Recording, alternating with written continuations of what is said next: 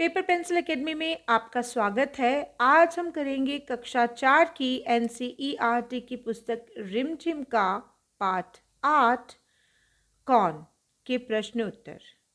सबसे पहला शीर्षक है कविता से और इस शीर्षक के अंतर्गत आने वाला पहला प्रश्न है, कविता पढ़कर बताओ कि यह शरारती जीव घर में कहाँ कहाँ गया। उत्तर होगा, यह शरारती जीव घर में हर जगह गया, जैसे कपड़ों व पुस्तकों की अलमारी में, रसोई घर में, दीवार पर और जूते रखने की जगह पर कोने कोने में गया। प्रश्न ख है, किस तरह की चीज़ों का सबसे ज़्यादा नुकसान हुआ। उत्तर होगा, घर में अनाज, किताबों, चप्पल जूतों आदि चीज़ों का बहुत नुकसान हुआ। प्रश्न ग है, कविता में बहुत से नुकसान गिनाए गए हैं। तुम्हारे हिसाब से इनमें से कौन सा नुकसान सबसे बड़ा है और क्यों। तो बच्चों, इस प्रश्न का उत्तर आप इस तरह से लिखिए, इन सब नुकसानों में सबसे बड़ा नुकसान किताबों का है, क्योंकि इनके खराब होने से हम ज्ञान पाने से वंचित रह जाएंगे। पुरानी किताबें तो बाजार में भी नहीं मिल पाती। प्रश्न घ है, इस कविता में किसकी शैतानियों की बात कही गई है, तुमने कैसे अनुमान लगाया। उत्तर होगा, इस कविता में चूहे की शरारतों की बात कही गई है, क्योंकि चूहा ही कपड़ा, रस्सी व किताबें कुतरता है, रात भर घर में खुर खुर करता है।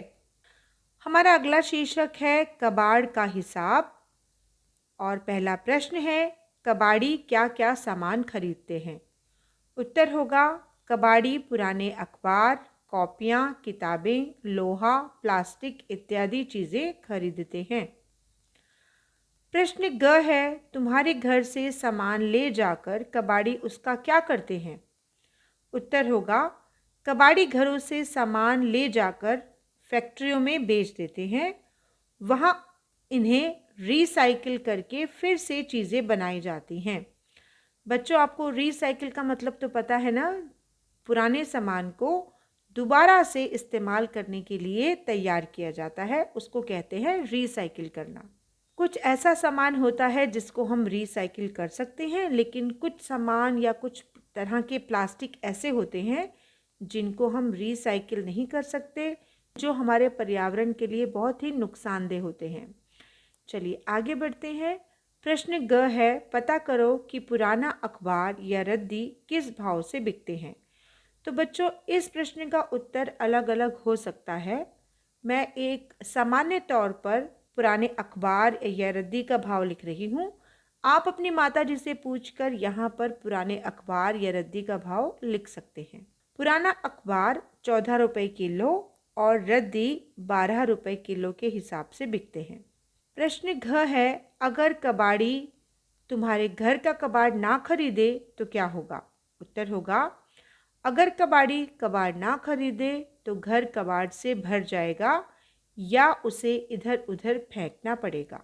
तो कबाड़ी भी हम सभी लोगों के लिए कितना महत्वपूर्ण स्थान रखते हैं, क्योंकि अगर वो घर का कबाड़ नहीं खरीदेंगे तो हमारा घर खुद एक कबाड़ में परिवर्तित हो जाएगा।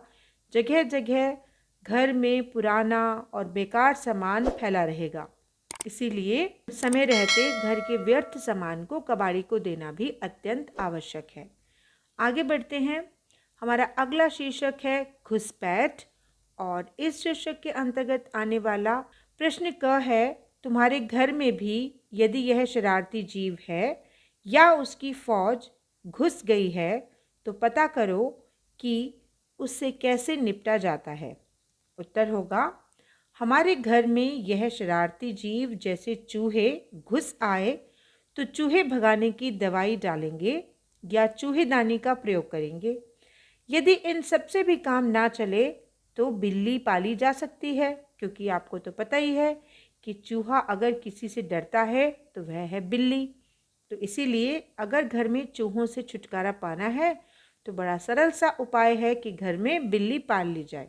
प्रश्न ख है, इस शरारती जीव के अलावा और कौन कौन से जीव तुम्हारे घर में घुस जाते हैं। इसका उत्तर होगा, हमारे घर में अनेक प्रकार के जीव घुस सकते हैं, जैसे छिपकली, तिलचट्टे, चींटियाँ, मकड़ी, मच्छर, मक्खी, चिड़िया, कबूतर और खटमल। अगला हमारा शीर्षक है बूझो, और इस शीर्षक के अंतर्गत आने वाले प्रश्न हैं, नीचे लिखी कविता की पंक्तियां पढ़ो।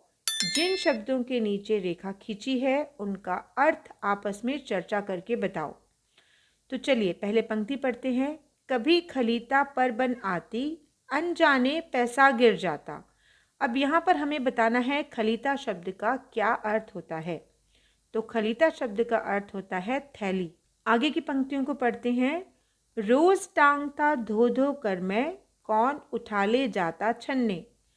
तो यहाँ पर हमें जिस शब्द का अर्थ लिखना है वह है छन्ने, और छन्ने शब्द का अर्थ होता है छानने वाला कपड़ा।